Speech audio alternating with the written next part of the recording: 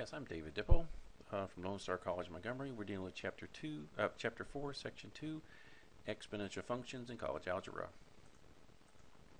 Okay, the first thing we need to do is look and see what an exponential function is. These are functions that have a variable as an exponent. Now, examples of this are 3 to the x power, where 3 is a number, and then your exponent, which is the letter x, is a variable. It can change. Like 2 to the x minus 3. 2 is the base. It's down at the bottom. Then x minus 3 is your exponent. And so your exponent is a variable. It has letters in it. Another example would be 5 to the negative x. 5 is your base. Negative x is your exponent. And so your exponent has the letter in it. So anytime you have a function where the power has the letter in it, has the variable, it's an exponential function. Now, we can plot points just like we always have been able to. Suppose you have 3 to the x and you plug in 0. That would be 3 to the 0 power.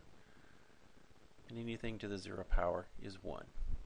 You plug in 1, that's 3 to the first, and 3 to the first is 3. So we have the point 1, 3 before we had 0, 1.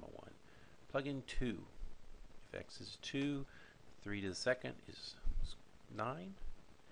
So we have the point 2, 9. And then you could graph those and see what the graph looks like. If we did that, 0, 1, right here, 1, 3, and 2, 9. And when you connect those dots, it goes down. And actually what happens on the left side is it just sort of flattens out and it never touches 0.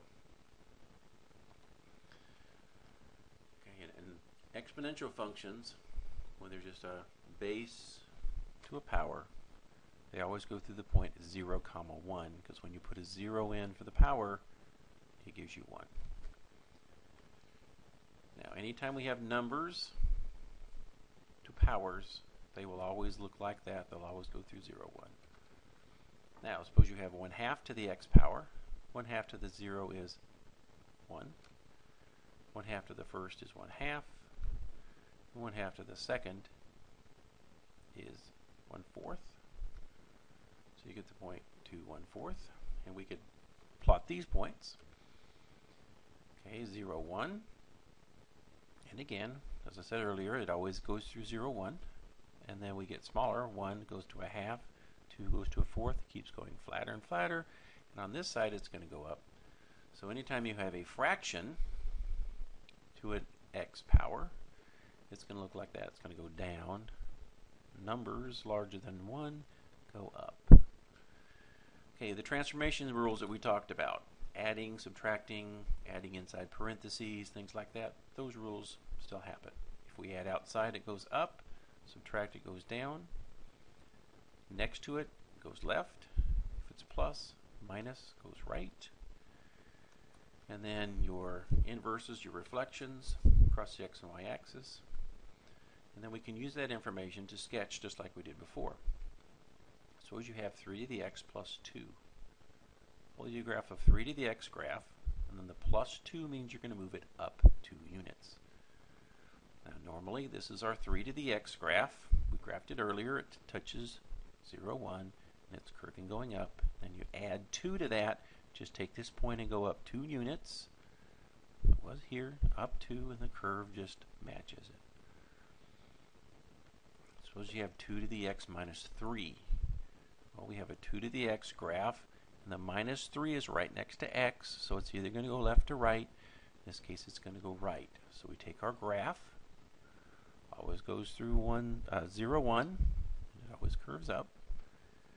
Then we're going to minus 3 moves it to the right 3 units. So I just count 1, 2, 3 right, and then I put my curve in. Okay, suppose you have 5 to the negative x. Now, negative powers just flip things upside down. So that's the same as 1/5 to the x. So then you think, okay, 1/5 is a fraction, so it's going to look like that fraction graph.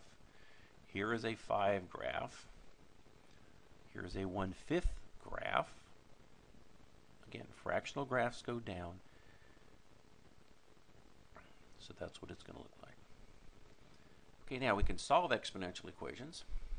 just like we have in the past. You move things around, or in this particular case, if this base is 5, what you need to do is take this 25 and turn it into 5 squared. The bases must be the same. So if this 25 turns into 5 squared, equals 5 to the x plus 2. Now since your bases are the same, the powers must be the same. And so 2 has to equal x plus 2.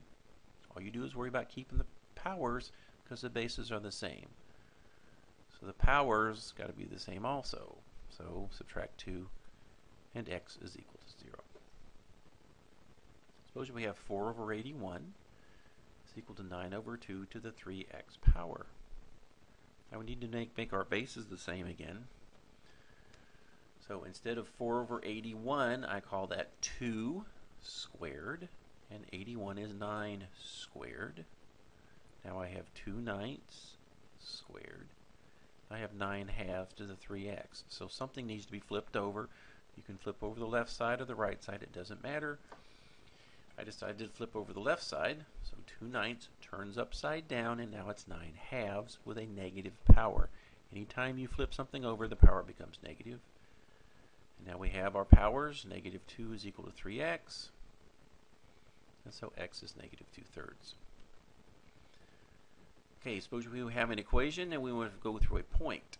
So take your equation is equal to a to some x power, and my point is 2, 9. So 9, your y value, has to equal some number to the second power. And the a has to be 3 because 9 is 3 squared.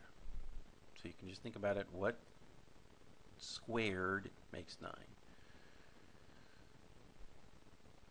And so your function, is a is 3 to the x power. Now, there's some applications we need to go through and some formulas. I will give you the formulas on the test. This formula for compound interest, like if you go to a bank and they pay you compound interest, this is the formula they use. A is the amount you're going to end up with. P is the principal that you start with. R is the interest rate that they pay you. It has to be in a decimal form. So like 3% would be 0.03, whatever. N is the number of times that they pay you. If they pay you once a year, it's called annual. If they pay you every month, N is going to be 12. If they pay you every week, it's 52. And daily, we're going to use 365 for our days in a year. And then your T is the number of years that you're going to leave the money in. Okay, suppose you want to find out how much you will have if you put $10,000, 8% for 40 years. Simply plug in the numbers. 10,000 is what we start with. 8% is 1.08.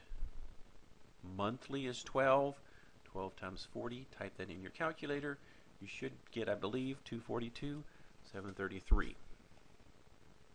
Go ahead and check that, but I believe that's the answer. Okay, there's also something called continuous interest. And that formula is A equals PE to the RT, where E is a number that's on your calculator. A is the amount you start with. P is your principal. E is 2.718. It's a number on your calculator. There's an E key on there. R is your interest rate as a decimal, and T is the time in years. Okay, suppose you want to find out how much you're going to have 10,000, 8%, compounded continuously 40 years. You simply plug the numbers in the formula, 10,000, and simply type it in your calculator. And again, I got 24,535.302. Okay, how much you're going to have if you invest 6,000, 12% for 20 years? You simply type it in the calculator directly from the formula. I come up with 65,956. What interest rate will make 5,000 go to 9,000? You type those numbers in. 9,000 is what you end with. 5,000 is what you start with. Divide by 5,000, and you get 1.8. Take a fifth root to get rid of a 5 power. And then when you do that, subtract 1, and I came up with 12.47%. So that's that.